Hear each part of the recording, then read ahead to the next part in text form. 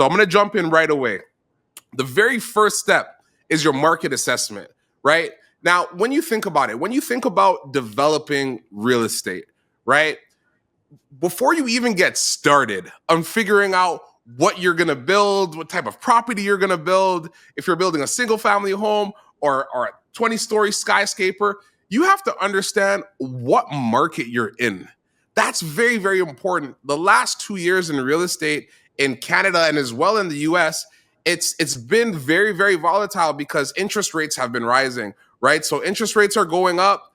That means things have gone down. So in Canada, we've experienced the condo market has taken a little bit of a hit, right? So if I'm a developer and I'm looking to get started right now, and in let's say in 2023, I might not want to build a condo because the condo market wasn't doing the best. So you have to understand, your location, where you're going to be building, what type of properties are around. You have to do your due diligence and do your homework to understand, okay, this is the market that I'm in, and this is the best product that I have that I'll be able to build. So before you even get started and thinking about wanting to be a developer, understanding the market, understanding the times that we're in, understanding the conditions, the interest rates, your borrowing capacity, understanding all of that is extremely, extremely important. And I can't stress this enough.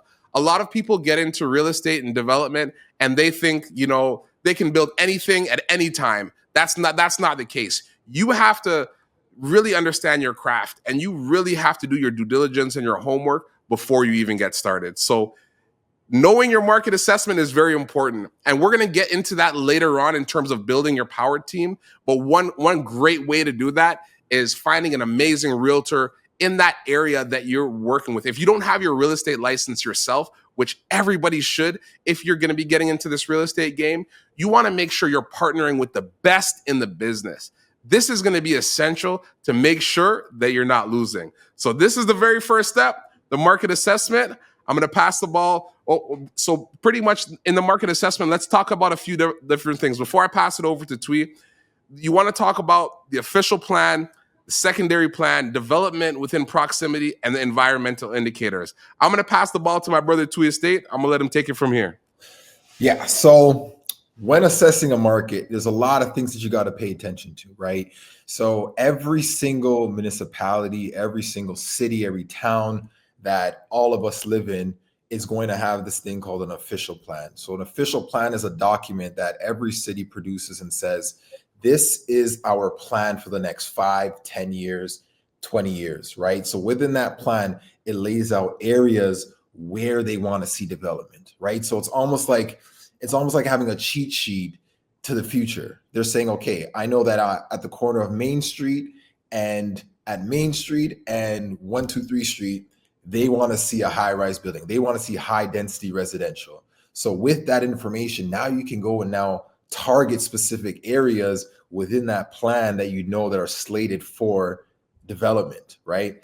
And it's important to understand is whenever you're picking a place to develop, you want to be looking for development that's happening within close proximity, right? So you can't just pick a piece of land that's, let's say, farmland and say, you know what, city, I want to build the next Burj Khalifa on this land, and it's in the middle of nowhere and it's on farmland.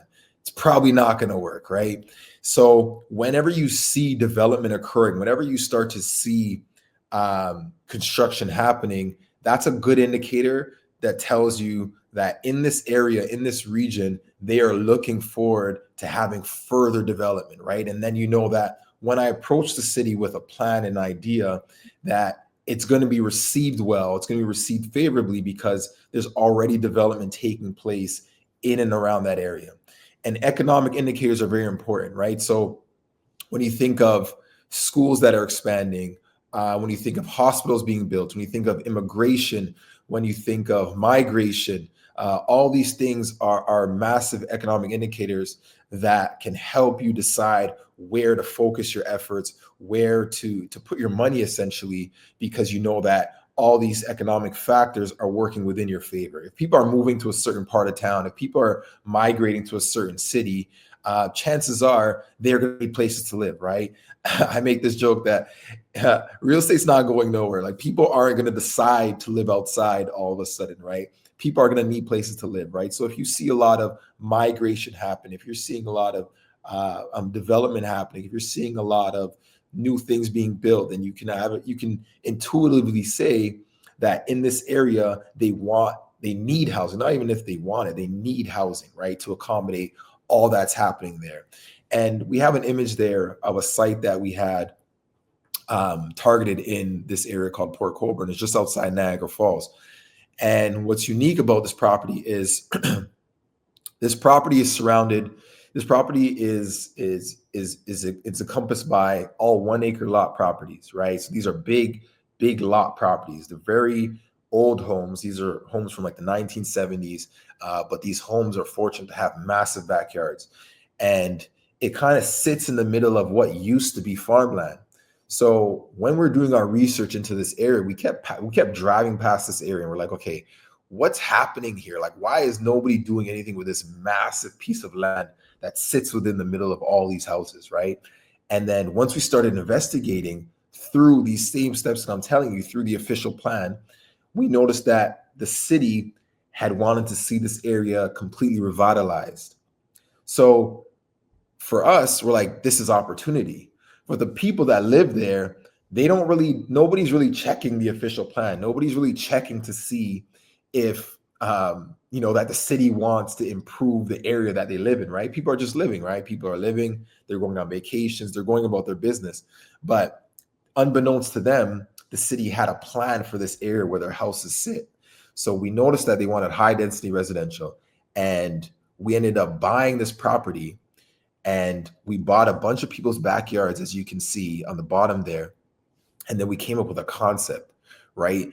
And we took this land from being just raw land, a couple people's backyards, to now being a 367 unit development, right? And just by doing that step alone, like we didn't put a shovel in the ground, we didn't do anything. All we did is we bought the property, we tied up the property, and we came up with an idea, right? And we came up with a vision. And with that vision, we created value. And now that value has increased from, we bought it at $3.4 million. And now currently the property is worth $7.3 million, right? So we created over $4 million worth of value just by having vision and just by understanding what a lot of people don't understand. And that's being able to interpret official plans and what the city has slated for certain specific areas.